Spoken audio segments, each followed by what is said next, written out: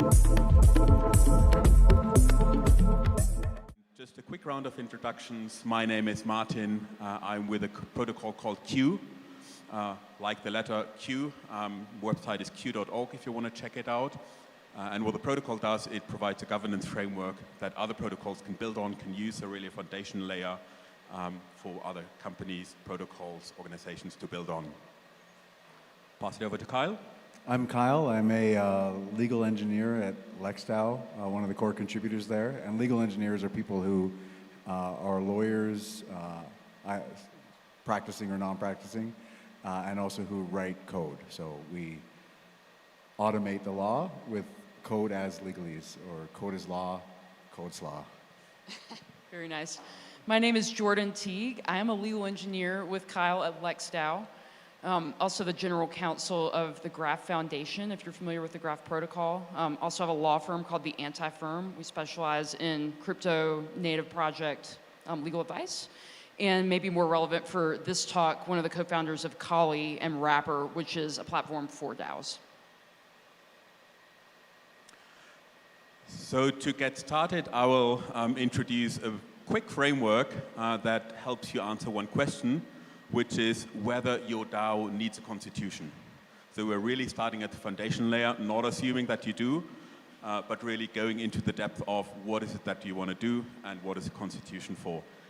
Those who've been around in crypto blockchain for a while, you might have heard of a paper that was written in 2017, which was called "Do You Need a Blockchain?", which went through a process of asking 5, I think, or 6 questions and then coming up with answers to that question. So we're kind of doing a similar thing for DAO Constitution, or trying to do that. I've developed the framework with my colleague and friend Garrett, so shout out to him, who can't make it today. He's has booth duty, but I'll walk you through it, and also really interested in getting feedback, either directly after this session or whenever you can get in touch. So as I said, 5 questions. The first one is very easy, and don't worry, I'll read it out to you. I'm not expecting you to read the small writing on the screen. First question is, does your DAO need to make decisions with a degree of discretion? Meaning that you have these decision types where some human input is needed. So basically anything that cannot be coded. And probably the answer for most DAOs is a very clear yes. Nevertheless, I would encourage everyone to think deeply about what the decision types are, because many things that I see that are in constitutions, can be coded. So things that can be coded should be coded. At least that's my view. But the discretionary types of decisions that cannot be coded, that might be a good starting point for a constitution. Secondly, how are those decisions made? Who makes them? And there are cases where basically you have a bunch of core people that just make the decisions on their own accord. If that is the case, there may not be much of a need for a constitution. But typically those decisions are made by the community, so you have things like decision rules. How are decisions made in terms of quorum, majority requirements, different levels of gravity of the decisions that have different decision rules. And if that is the case, a constitution, DAO Constitution, is a good place to write down, to codify those types of rules. Thirdly, and I'm going to keep it short because Kyle is going to talk about that in more detail, the question is, can the scope of discretion of those decisions be defined? If the answer is no, that kind of makes it difficult. And we'll go into details of why that is so. But if the answer is yes, then you move on to the next question, which I think is one that's kind of tricky and one that many DAOs tend to get wrong or not think about sufficiently, which is there a mechanism to enforce DAO decisions? The reason being, rationale being, that if you have a constitution that lays down the rules, that's great. But if those rules cannot be enforced, the question is, what is the constitution worth? And of course, there can be an argument that it's a kind of a social contract between the participants. It's an implicit social agreement. If everyone agrees, if everyone's friendly with each other, that's great, that's fine, that's sufficient. But very reason why you want the constitution in the first place is often that you want that for the bad times when people don't agree. You want to have guidelines that people can stick to, rules that people can stick to, and that they know what they're getting into when things are not in consensus, not in agreement. Enforcement of decisions is, in my view, a critical factor. It's tricky because how do you do that? There is no one single answer. It can be things like veto rights. It can be things like having to put up stake that can be slashed, and that leads to an enforcement of the decisions. It can also mean some kind of dispute resolution mechanism. It can even mean going back to, quote unquote, old world traditional legal systems to fight it out. Whatever it is, think about it. If decisions cannot be enforced, that makes it difficult, problematic, and potentially you're even worse off having the constitution because people rely on it and then find that they can't. Last question, and also that I will keep short because Jordan is going into much more detail on that, is does your DAO have a legal wrapper? And if it does, you should think about how that relates to the constitution, if legal documents are maybe even a constitution, and at the very least make sure that there is no conflict between what you have in the constitution and what's in the legal documents. And pretty much that's it. So 5 questions and you come out with an answer. It sounds simple. I know there is a lot of detail to go into on each of those. But if you've answered those questions, you might come up with the answer that yes, you need a constitution. And then it's about the details of how to construct it, how to draft it. And Carl's going to talk about one specific aspect of that.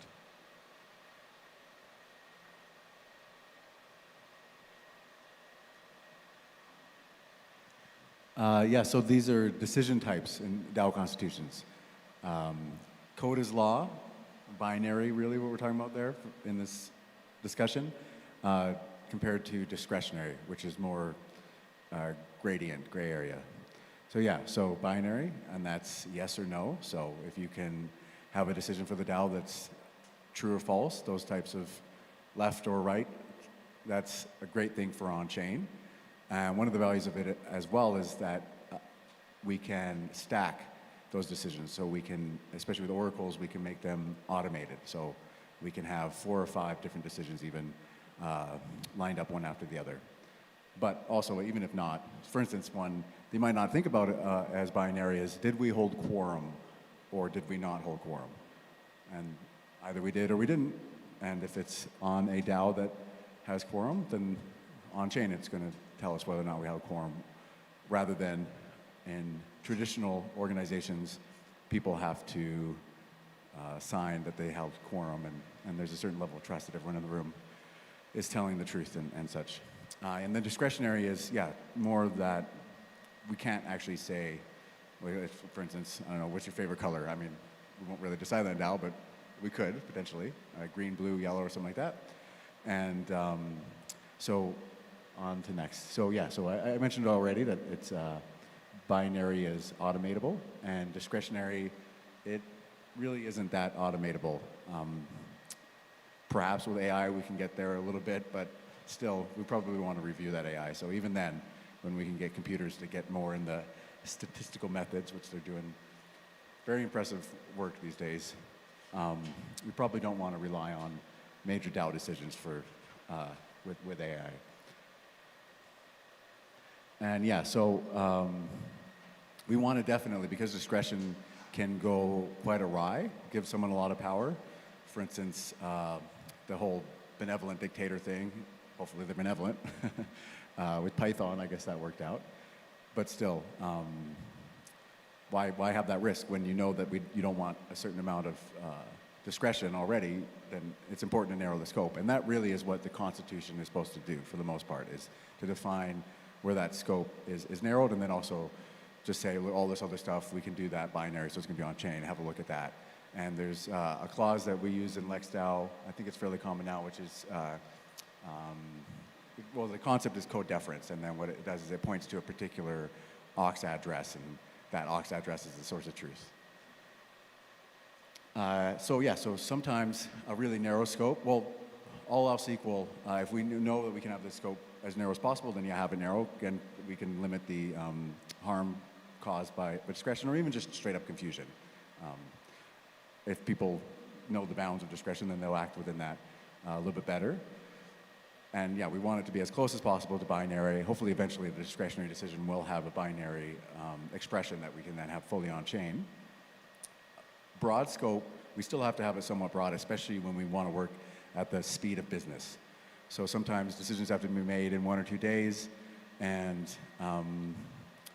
we don't have time to talk to the DAO, or perhaps we can't talk to the DAO for business reasons.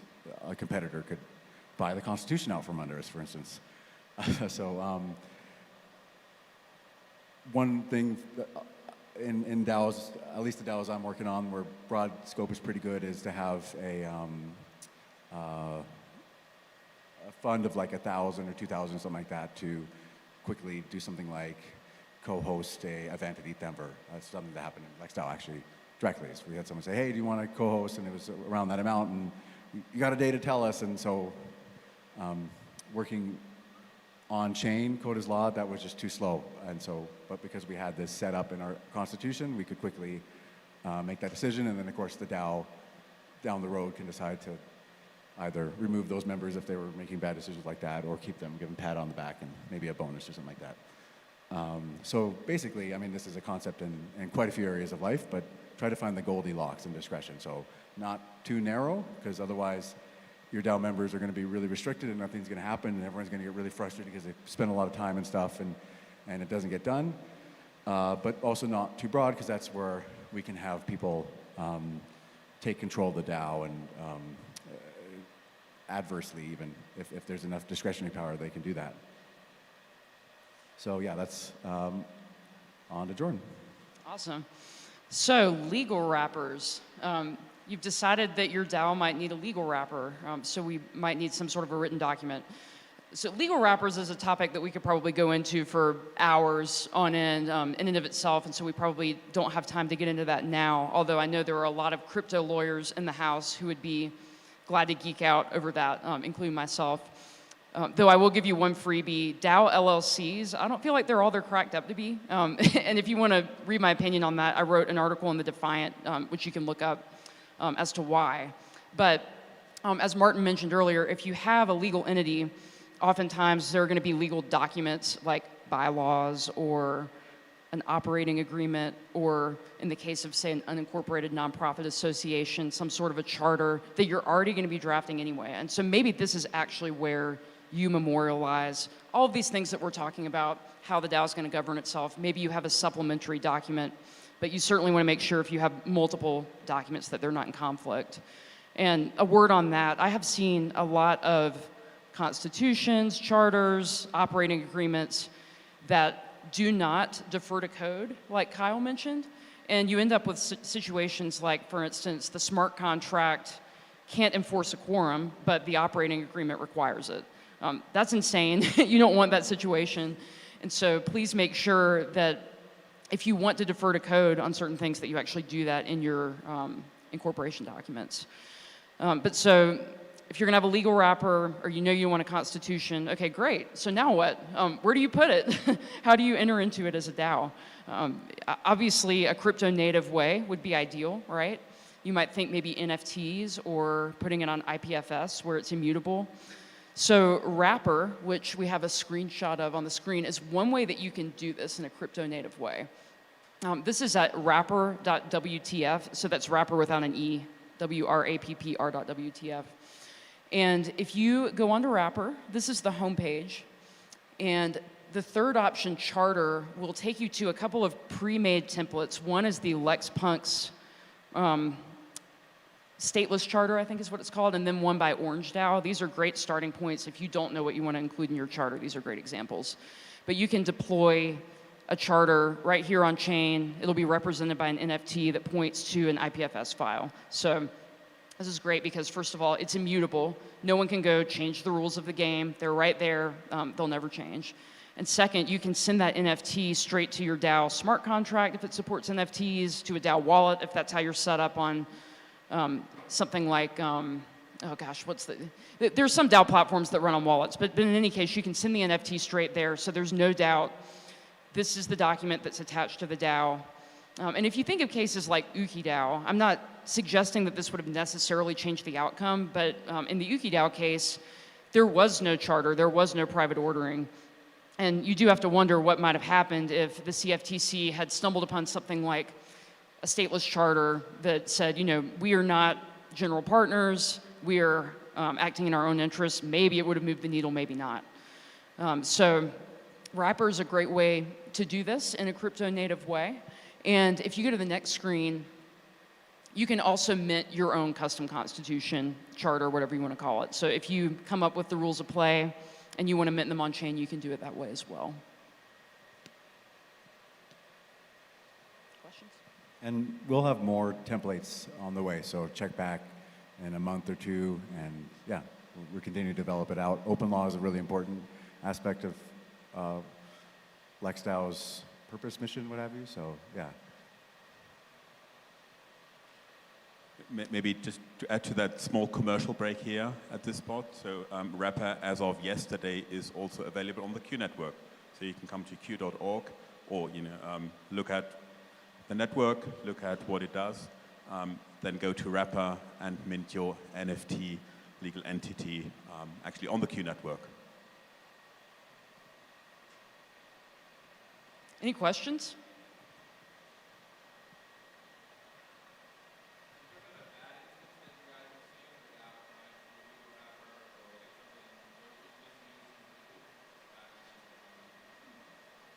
Oh, yeah, absolutely. Well, so I think one of the big mistakes that I see is DAOs running off to exotic jurisdictions thinking that it's going to solve all of their problems. So there are some really interesting entity types like the Cayman Islands Foundation Company, and some of these other island jurisdictions that can work really well for decentralized organizations. But if you don't engage the right tax counsel, for instance, you might find out that that massive DAO treasury you have sitting in the Cayman Islands is actually controlled by a bunch of people sitting in the US and is subject to US tax. So that's just one small example of how, sometimes you can run off and do something that sounds like a good idea, but it's really not, which is why obviously engaging a lawyer sooner than later is always a good idea. Another one I've seen is people don't follow the Constitution they actually implement. And perhaps they follow it initially, but then modus operandi naturally builds out. So it's not that they're doing anything wrong, but it's a good idea to, if you notice that there's behavior creep, that you revisit your Constitution and make sure that it's actually appropriate for the type of discretionary decisions you want to make. And then also you can also revisit and go, well, how many of these can we actually make binary? And again, sometimes it's not obvious if it's binary, like that you've met quorum. And then if it is, then perhaps build that out on chain if there isn't already a tool that can provide that. One other note is, I think sometimes there's an assumption that these private ordering documents like a charter or a constitution will protect you from everything, and that's just simply not the case. I think they can do a good job helping to clarify issues among the parties, or maybe in the case of an operating agreement, they can help establish limited liability for breach of contract if you actually follow the formalities that are set up, like Kyle mentioned. But they're not necessarily going to protect against all regulatory action or anything like that. So I think you just have to temper your expectations with what you're actually getting out of this. And there is a lot of value, but it's just not going to protect you from everything. One small thing I would add is that there needs to be very close alignment between the legal side and the, let's call it operational side. So what I often see is that as soon as lawyers get involved, the people who are actually involved in the DAO, contributors, they kind of stack back because they assume that legal will take care of everything.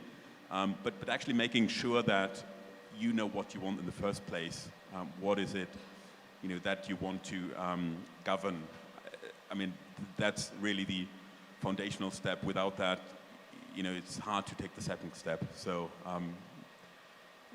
also in discussions with legal counsels, and that should also always be the case.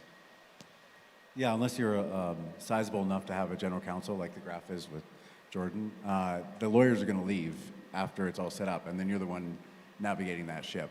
So they're not going to help you navigate it. And if it's designed in a way that you can't do that well, then it's been poorly designed. And of course, you can modify the Constitution.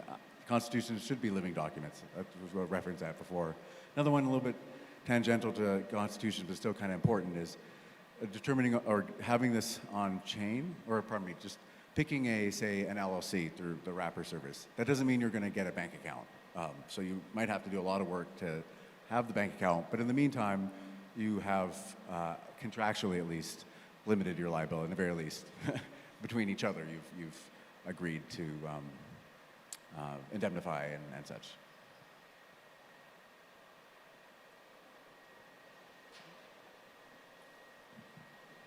So how do you guys see this playing out like the next 5-10 years? Is there going to be big corporations using these wrappers, or is it more like the instance where you said, oh, I want to organize an event at ETH Denver and it kind of stays small? What's the ceiling for this, kind of these instruments? Oh yeah, so this is more, okay, so corporations are going to do C Corp, and there are some organizations, one that recently released a product, firm.org, and that is focused on enterprise, and they're more on the way they're focused on enterprise. It makes sense where our market is. And then, small groups. We really enjoy Tuna, which is trustless, unincorporated nonprofit association. Are you trying to have profit? Then that might not. Obviously, it's got to be correct. But that one has very little reporting requirements, and so even if you're thinking about having a much more substantial organization, but you're just starting out, there's a handful of you have no idea if there's any traction or something like that, you can maybe think about your exploratory phase as don't even try to have profit, just have it be a lab. And then when you've kind of built that out, that you want to do this for the long haul, you can then, hopefully you've saved up some capital and then engage lawyers to have something that's more substantial. One thing that will benefit the overall industry is if we use these so they become standards. If there's only one or two random people here and there using them, then they're always going to be kind of exotic. But if for instance, A16Z is pushing the UNAs, the tunas, and they've spent a lot of energy figuring out how roadmaps on how to implement tunas and all that, and that's in part so that we, as a whole marketplace, have this as a very common standard, and the courts are much more likely to uphold it if it's something that is, say, a broad coalition is lobbying to have this more clearly accepted by compliance and regulators and such.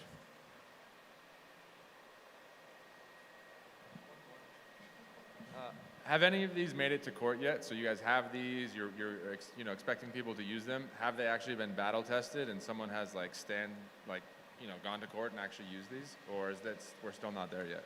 Yeah, great question. So I have a pretty extensive litigation background, and I can tell you it takes a long time for things to work their way through the courts. And so I would say the answer is, for a lot of this, especially when it comes to DAOs, no, there's really not a lot of precedent. But there is plenty of precedent that things like operating agreements and charters for UNAs have value. And so to answer you directly, no, not necessarily specifically with DAOs. So that remains to be seen. Yeah, I would also add that even if those have not yet been battle tested, those structures, nevertheless, oftentimes you're better off having them than not having them, because also for DAOs it is true. What is a DAO? Has that been battle tested in courts? No. So having clarity around agreements between members and legal structure is probably a good idea.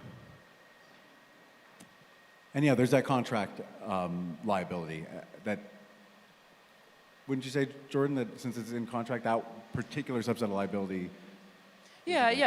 Especially say if you're drafting an org doc for an LLC, it can be helpful if you're actually complying with corporate formalities and doing everything right, and you actually run your LLC properly. It can help you when it comes to things like contractual matters with third parties. So. And in other countries, regulators work quite a bit with early markets. I believe Q has been spending quite a bit of time with regulators, and so there's a lot more confidence in those territories what's going to happen because there's been ongoing dialogue. In the US, we might be able to have legislation that then we can have certainty that way, and it doesn't have to go through the courts.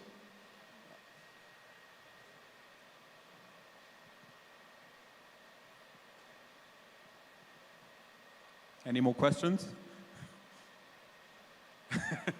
No, you've had 3. That's enough. You know. But okay, one more. What is it backing up as, a class action lawsuit versus an SEC enforcement, or kind of how do these get looked at in front of the courts? How do they get there, and what do you want them for in those situations? Sure. So it was a little hard to hear, but I think you said, how do these make it to court? How do these get litigated, right?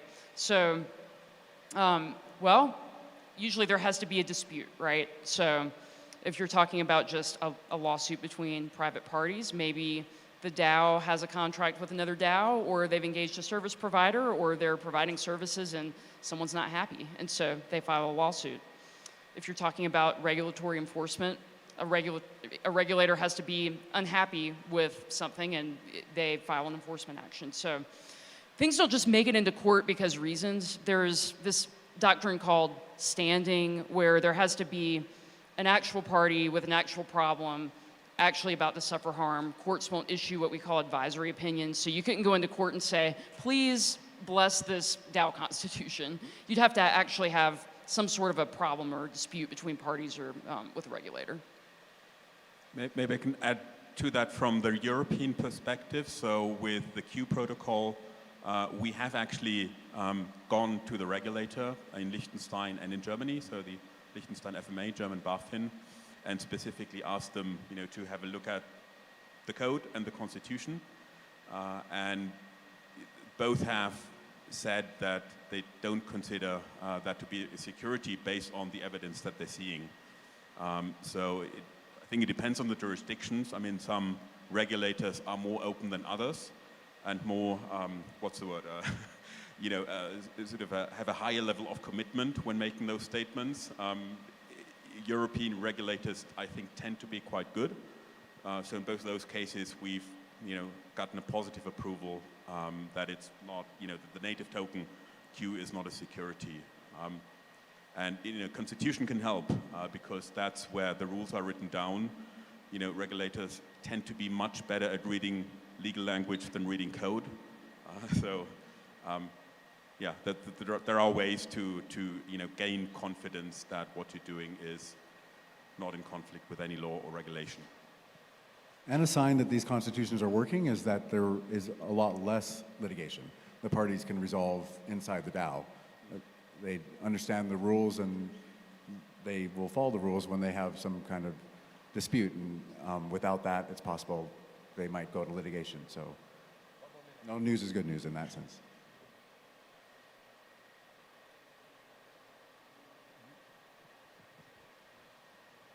Any more questions? Time Comments? for one more.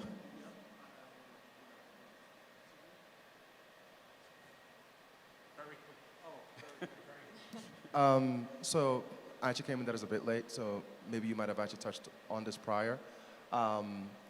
But is it actually safe to say that a DAO can have a diverse set of various anchor jurisdictions, perhaps even that is across an international perspective?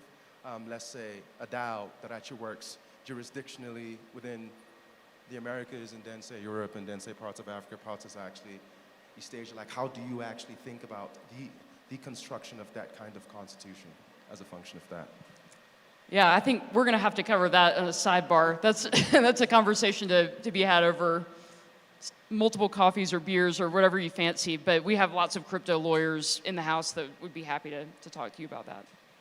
Multi-jurisdictional entities already exist, and yeah, I mean, it is a process, though, in current setup, but hopefully we can speed it up with two-click Cali. Yep.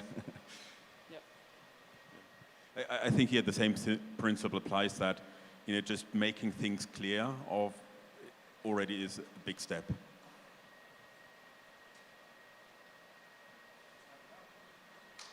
Thank you. Thanks. Thank you. You have our contact details here. Come talk to us for further discussion. Thanks.